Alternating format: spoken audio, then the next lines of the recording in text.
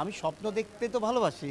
Obviously আমি এমন দেখছি যে আমি নেক্সট হয়তো বা ২০২৪ আমি হলিউড ছবি বানাবো। বলিউডে আমার টার্গেট তো নেটফ্লিক্স। আমি যখন ড্রিম করি তখন হাইলি ড্রিম করি ফ্রম দ্য একদম ছোটোবেলা থেকে। আমার লাইফে আমি সাকসেস। আমি ব্যস্ত নিয়ে আছি যে আপনারা জানেন যে আমি এখন বলিউডের ফিল্ম মেকার। লাইক ইম্পার যখন সদস্য হয় তখন সে একজন বলিউড ফিল্ম মেকার হয়। ইম্পা এবং ইবরা দুটোরই আমি member. So my target now only Bollywood নিয়ে এখন এই মুহূর্তে। তো বলিউডের ছবিতে আমি সাইন করেছি আমির খানের ছোটো ভাই ফয়সাল খান, এবং এর সাথে আরও কিছু বলিউড স্টার আছে যাদের অচিরেই দেখতে পাবেন। সাইনিং হয়নি, সাইনিং করার পর আমি সেটা জানাবো। আর ছবিটার মেইনলি হচ্ছে কর্পোরেট কালচার নিয়ে।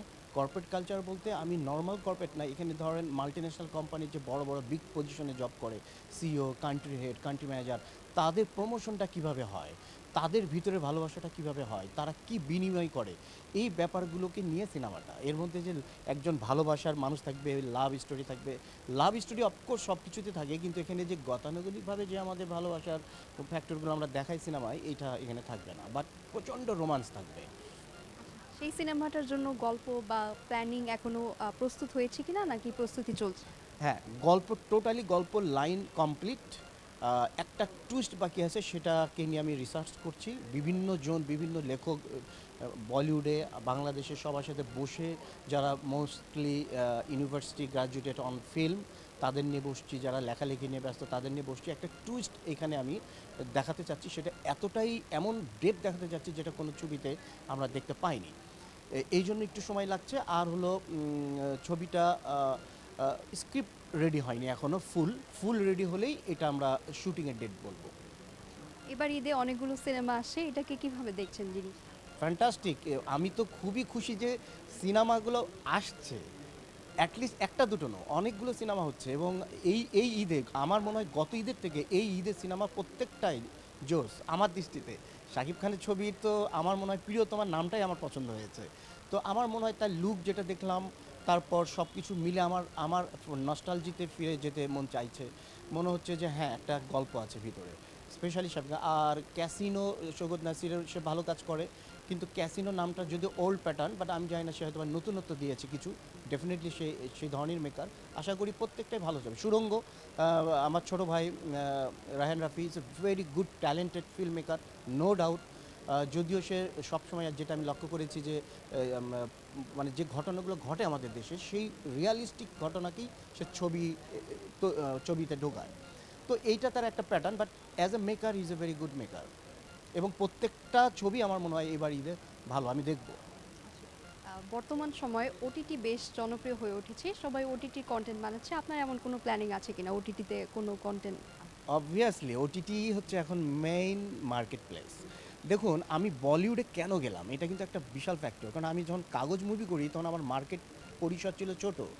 আর বাংলাদেশের ওটিটিতে খুব যে একটা অ্যামাউন্ট দেবে তাও কিন্তু না, একটা লিমিটেশন থাকে। কিন্তু বলিউডে আমার টার্গেট তো নেটফ্লিক্স ডেফিনেটলি। এবং আমি যখন ড্রিম করি তখন হাইলি ড্রিম করি ফ্রম দ্য একদম ছোটোবেলা থেকেই আমি।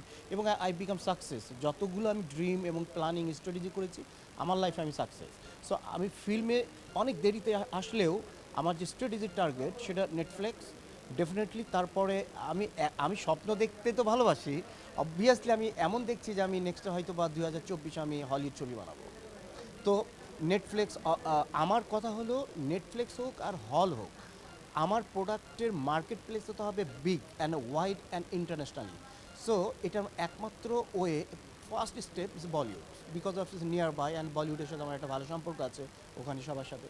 সো আমি যদি বলিউডে ফিল্ম করি তাহলে আমার মার্কেট প্লেসটা হবে বড়। I can sell over there is many OTT, even not only Netflix, there is many OTT. So and they pay a high amount of money.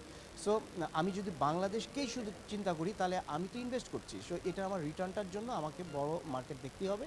That's why OTT is a, এই মুহূর্তে OTT is a wise platform. হ্যাঁ, এখন যদি আমি শুধু ওটিটির জন্য কাজ করি তাহলে কিন্তু আবার আবার ব্রেক হয়ে যাবে। শুধু ওটিটি করলে আবার হবে না।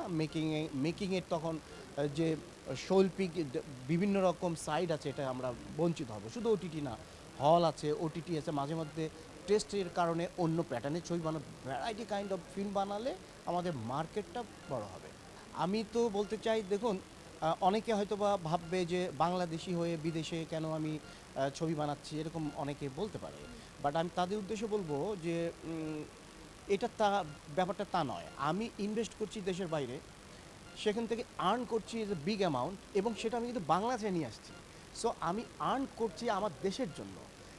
যেরকম পাঠান আমি ইম্পোর্ট করে নিয়ে এসেছি, তার মানে আমার টাকা বাইরে পাঠালাম, পাঠিয়ে এখানকার টাকা ট্যাক্স নিয়ে ইনকাম করলাম।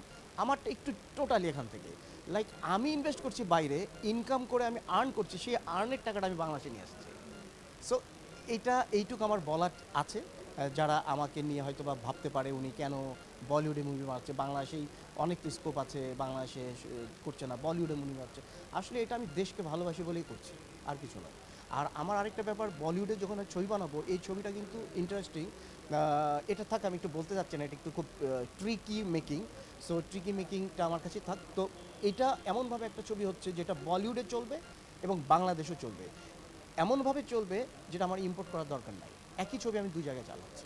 সো এই ক্ষেত্রেও কিন্তু মার্কেট প্লেসটা বড়, এবং আমার জ্ঞান বাড়ছে, আমি মানুষের সাথে মিশছি, বড় বড় মেকারদের সাথে মিশছি। So if I improve myself more, go ahead. So আমার এটাই আমার অপশন আমি মনে করি এই মুহূর্তে।